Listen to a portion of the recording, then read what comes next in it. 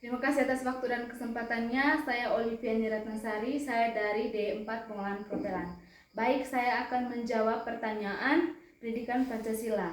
Nomor 1, landasan filosofis pendidikan Pancasila tertuang dalam sila-sila Pancasila merupakan filosofis nilai-nilai itu. Bangsa Indonesia adalah bangsa yang berkebutuhan, berkemanusiaan, dan adil dan beradab. Selalu bersumpah mempertahankan persatuan dan mewujudkan keadilan.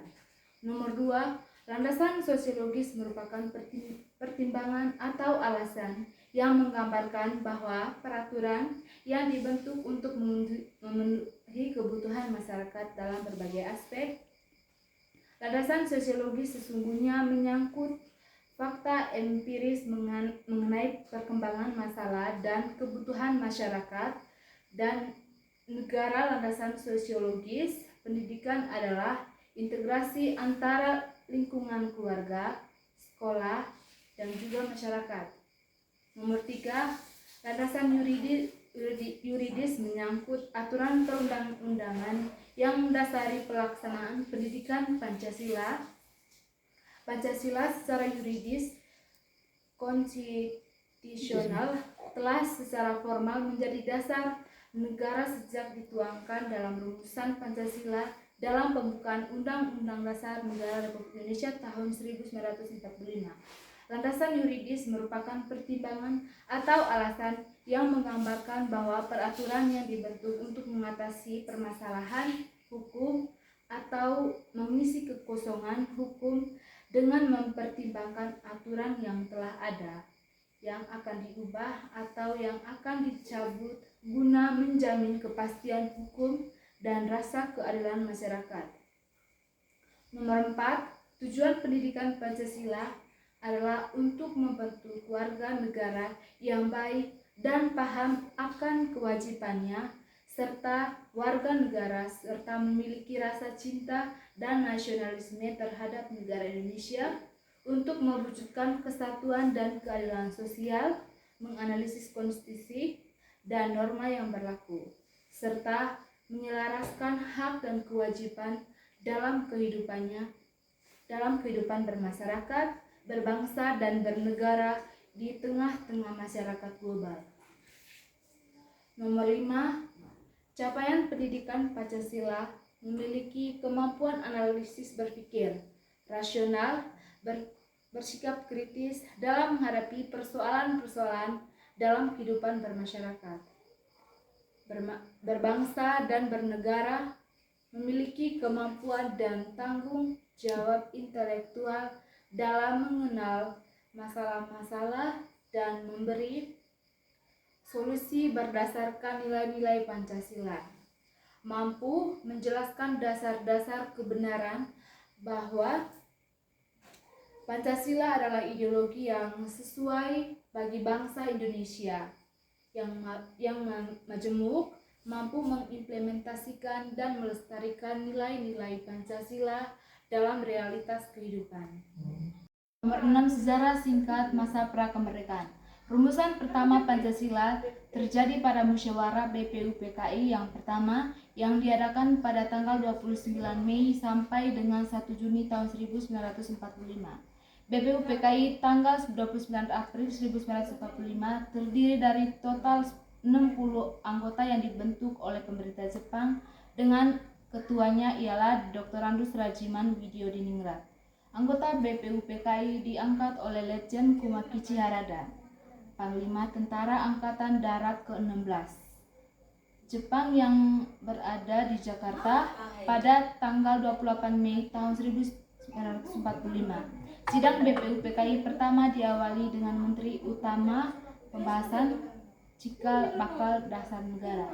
Kedua, sejarah singkat Pancasila di era kemerdekaan. Pada tanggal 6 Agustus 1945, bom atom dijatuhkan di kota Hiroshima oleh Amerika Serikat yang mulai menurunkan moral semangat tentara Jepang. Sehari kemudian BPUPKI berganti nama menjadi PPKI, menegaskan keinginan dan tujuan mencapai teks proklamasi sendiri, disusun oleh Insinyur Soekarno, Dr. Andes Muhammad Hatta, dan Monsinyur Ahmad Soebarjo. Yang ketiga, sejarah singkat Pancasila pada Orde Lama. Ada dua pandangan besar terhadap dasar negara yang berpengaruh terhadap dekret presiden. Yang pertama, kembali ke Undang-Undang Dasar tahun 1945 dengan Pancasila sebagaimana dirumuskan Piagam Jakarta sebagai dasar negara. Yang kedua, kembali Undang-Undang Dasar tahun 1945 tanpa cadangan, artinya dengan Pancasila seperti yang dirumuskan dalam pembukaan Undang-Undang Dasar yang disahkan PPKI pada tanggal 18 Agustus tahun 1945.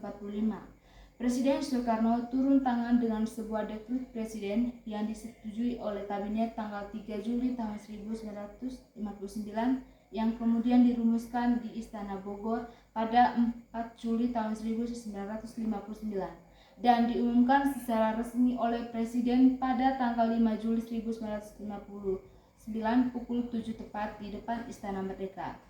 Dekret Presiden tersebut berisi pembubaran konstituante. Undang-Undang Dasar 1945 kembali berlaku, membentukkan MPRS. Yang keempat, sejarah singkat Pancasila pada masa Orde Baru. Pada tanggal 22 Maret 1978 ditetapkan TAP MPRI nomor 1 tahun 1979 tentang pedoman penghayatan dan pengamalan Pancasila yang meliputi 36 butir. Pasal 4 menjelaskan pedoman penghayatan dan pengalaman Pancasila atau P4 merupakan pegangan hidup dalam kehidupan bermasyarakat, berbangsa, dan bernegara bagi setiap warga negara Indonesia. Selama Orde Baru, Pancasila dijadikan sebagai alat legitimasi politik. Yang kelima, sejarah singkat Pancasila pada masa reformasi. Puncak dari rezim Orde Baru ditandai dengan hancurnya ekonomi nasional yang kemudian melahirkan gerakan reformasi di segala bidang politik, ekonomi, dan hukum. Era reformasi memunculkan fobia terhadap Pancasila. TAP MPR nomor MPR tahun 1998 pasal 1 menyebutkan bahwa Pancasila sebagaimana dimaksud dalam pembukaan Undang-Undang Dasar tahun 1945 adalah dasar negara dari Negara Kesatuan Republik Indonesia, harus dilaksanakan secara konsisten dalam kehidupan bernegara. Sekian dari saya ucapkan terima kasih. Nomor 6, masa prakemerdekaan. Rumusan pertama Pancasila terjadi pada musyawarah BPUPKI yang pertama yang diadakan pada tanggal 29 Mei sampai dengan 1 Juni 1945. BPUPKI pada tanggal 29 April 1945 terdiri dari total 60 anggota yang dibentuk oleh pemerintah Jepang dengan ketuanya ialah Dr. Rajiman Widyodiningrat. Anggota BPUPKI diangkat oleh Letjen Komikichi Harada, Panglima Tentara Angkatan Darat ke-16 Jepang yang berada di Jakarta pada 28 Mei tahun 1945. Sidang BPUPKI pertama diawali dengan memberi materi utama pembahasan cikal dalam bahasa dasar negara, sejarah singkat Pancasila di era kemerdekaan pada tanggal 6 Agustus tahun 1945. Bom atom dijatuhkan oleh kota Hiroshima oleh Amerika Serikat yang mulai menurunkan moral semangat tentara Jepang. Sehari kemudian BPUPKI berganti nama menjadi PPKI, menegaskan keinginan dan tujuan mencapai teks proklamasi sendiri, disusun oleh Insinyur Soekarno-Hatta, Dr. Andus Muhammad Hatta, dan Insinyur Ahmad Soebarjo. Sejarah singkat Pancasila pada Orde Lama.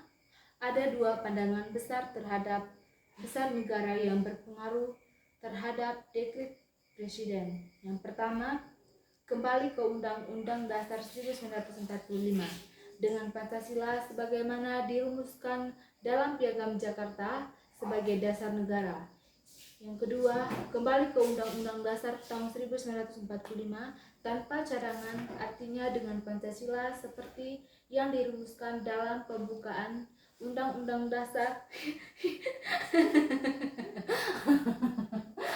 Lebih balik lah Parang itu banget. Ay, buka aku tengok ubal nomor 6 aku Nah, Ang ning era kemerdekaan, pra kemerdekaan, era enggak, boleh kemerdekaan. singkat. Kayak, di tengok aku